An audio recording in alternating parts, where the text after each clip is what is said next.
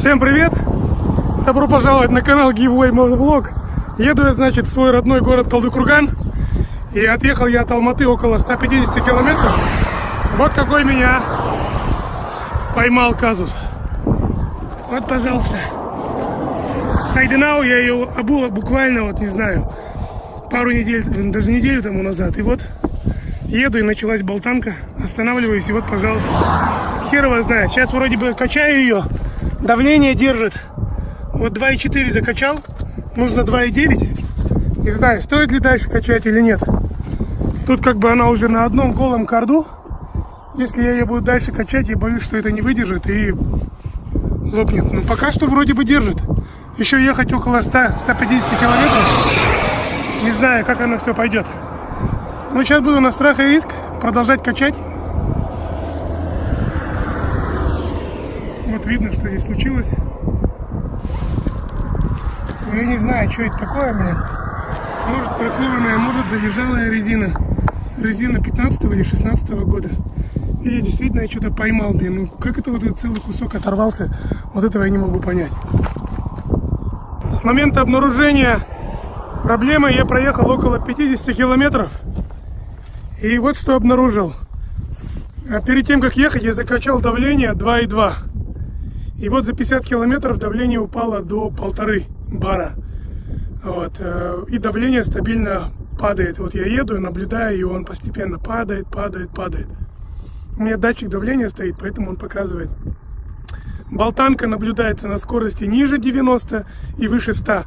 Поэтому я еду на скорости 90-95. Не знаю, что это могло спровоцировать. Я не могу. Хотелось бы, конечно, ехать быстрее. Вот, но есть вероятность, что куски этой резины разлетятся дальше. Поэтому я не стал рисковать и держу такую крейсерскую скорость. Вот.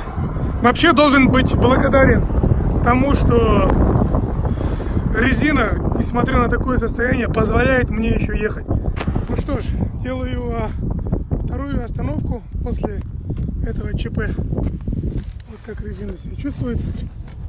Очень неважнецкий, как видите, да? Хотел приключений. Мать вашу, вот получаю приключения.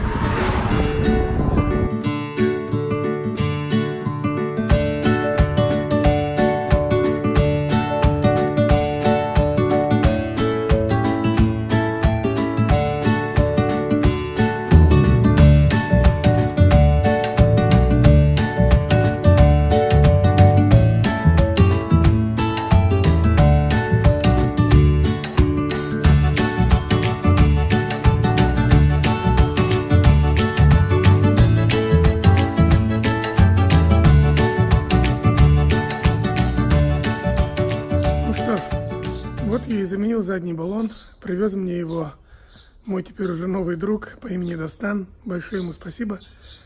Заехал ко мне домой в Алмате, взял старый баллон и привез. Сейчас я уже дома, доехал благополучно.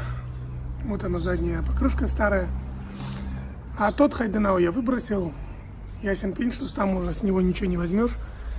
И вот записывая это видео спустя неделю, наверное, да, около того, уже неделя прошла. Я анализирую, что же пошло не так. И вот к чему я пришел.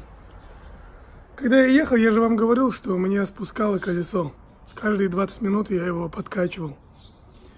Я думал, может быть, это случилось ввиду того, что колесо лопнуло. Оказывается, нет. До меня позже дошло, когда мы начали снимать колесо на шиномонтажке в Талдыкургане. Когда мы закачали воздух в старую покрышку, то ребята на шиномонтажке обнаружили, что из-под спицы травит воздух. Мы сняли заново колесо и давай искать, откуда же может травить. Так как у меня колеса спицевые, подозрение пало на то, что римбенд, вот эта вот резиновая штучка, которая прикрывает все эти спицы, она была порвана в одном месте. И кто же, вы думаете, это сделал? Это сделал я. Помните, когда я вот здесь, вот в этом месте менял задний баллон? Вот тогда вот я с отцом переусердствовали, мы слишком глубоко засунули монтировку. Из-за этого мы щипнули кусочек буквально римбенда, мы его покоцали и оттуда воздух травил. Так вот, когда я колесо накачал, убрал его в сторону, мотоцикл несколько дней стоял. И вот за эти дни колесо спустило. Когда я колесо поставил на мотоцикл, поехал на нем, комп мне писал, датчик, что колесо спущенное, давление было что-то в районе 1 бара.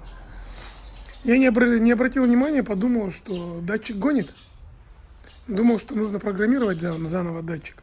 Оказывается, он не врал. Оказывается, колесо спустило. А я-то не знал.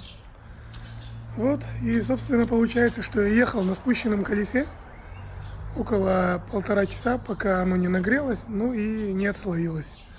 Так что хайденау здесь ни при чем. Здесь тупо мое незнание, моя неосторожность. Я из этого сделал 4 основных урока. Первый урок – будь осторожен, когда меняешь покрышку, дабы не покоцать римбенд. Вторая вещь – это на спущенном колесе ездить нельзя. Раньше я пренебрегал, особо не парился по этому поводу, в городе, когда особенно езжу.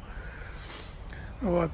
Третья причина – бери резину свежую, не 15-го года. Я-то взял хайденау 15-го года. Так, ну и четвертая причина, не могу вспомнить.